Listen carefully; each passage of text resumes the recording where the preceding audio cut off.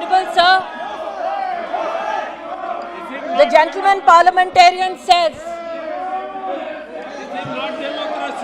that haste is a reflection of my introduction. I say to the honorable gentleman this: we are in our democracy 75 years late in providing equal rights to men and women to enter into matrimony. इस बात का उल्लेख करना महोदय उचित होगा कि 19वीं शताब्दी में लड़कियों की शादी की उम्र 10 वर्ष थी। 1940 तक शादी की आयु को 12 से 14 किया गया। 78 में 15 साल तक की लड़कियों का ब्याह कर दिया गया। आज पहली बार इस अमेंडमेंट के माध्यम से महिला और पुरुष दोनों 21 साल की उम्र में समानता के अधिकार को देखते हुए शादी विवाह का अपना निर्णय ले सकते हैं। ये कहना कि अगर महिला शिक्षित नहीं है तो वो अपने अधिकारों का ना ज्ञान रख पाएगी, ना उन अधिकारों का इस्तेमाल कर पाएगी, देश की ग्रामीण अंचल की बहनों का इससे बड़ा अपमान इस सदन में नहीं हो सकता। आज इस सदन के सम्मुख मैं ये कहना चाहूंगी कि 2015 से लेकर 2020 तक हमारे देश में बाल विवाह रोकने की संख्या 20 लाख विवाह रोके गए हैं, ऐसे रिसर्च हमको बतलाती है। NFHS 5 का डेटा बतलाता है कि 15 साल से 18 साल की उम्र में 7% बेटियां गर्भवती पाई गई हैं। 18 साल से कम उम्र में 23% लड़कियों का ब्याह रचा दिया गया, जबकि कानून उसकी इजाजत नहीं देता।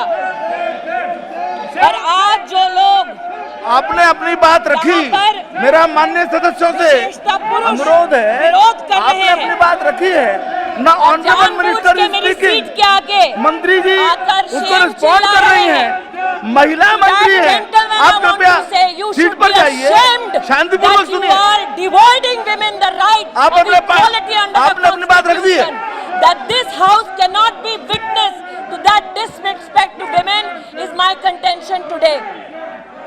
महोदय, जिन लोगों ने कहा कि ये अमेंडमेंट सेक्युलर नहीं है, उनका ध्यान आकृष्ट करना चाहूंगी सुप्रीम कोर्ट के कथन पर।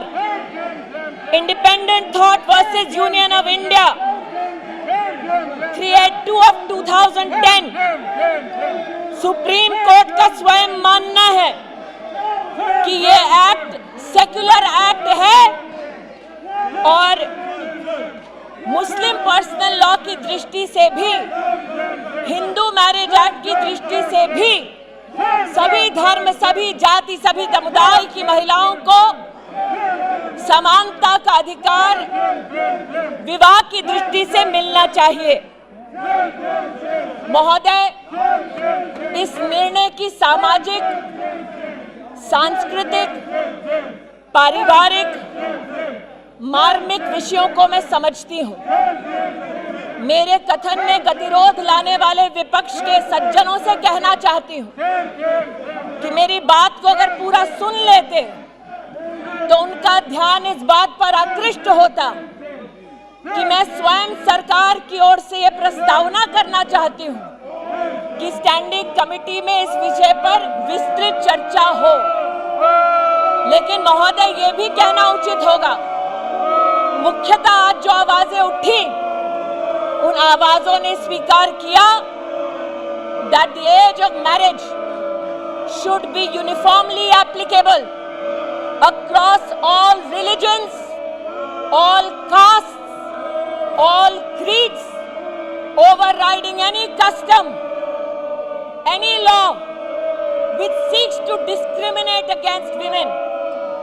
So those men who stood in this house in support of uniformity in applicability of the law have my gratitude. And sir, on behalf of the government, I would request that it be sent to the standing committee.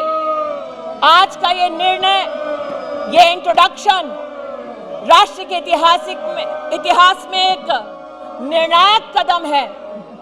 हमारे प्रधानमंत्री जी ने इस प्रस्तावना को अपना आशीर्वाद दिया कि इस देश में किसी महिला के साथ भेदभाव ना हो।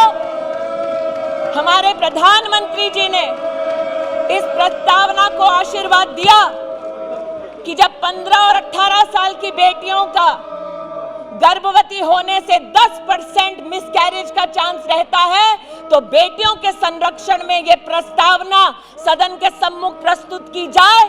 महिला संरक्षण और सम्मान के लिए प्रधानमंत्री के इस ऐतिहासिक कदम के लिए मैं देश की बहनों की ओर से उनका आभार व्यक्त करती हूं, उनका अभिनंदन करती हूं और सदन से विनम्रता से अपील करती हूं कि मुझे ये इंट्रोड्यूस करने दिया जाए। है कि विधेयक को प्रस्तावित करने की अनुमति प्रदान की जाए। जो सदस्य इसके पक्ष में वो हाँ कहें, जो सदस्य इसके विरोध में वो ना कहें। मेरे विचार में निर्णय हाँ वालों के पक्ष में हुआ। माननीय मंत्री जी विधेयक को प्रस्तावित करें।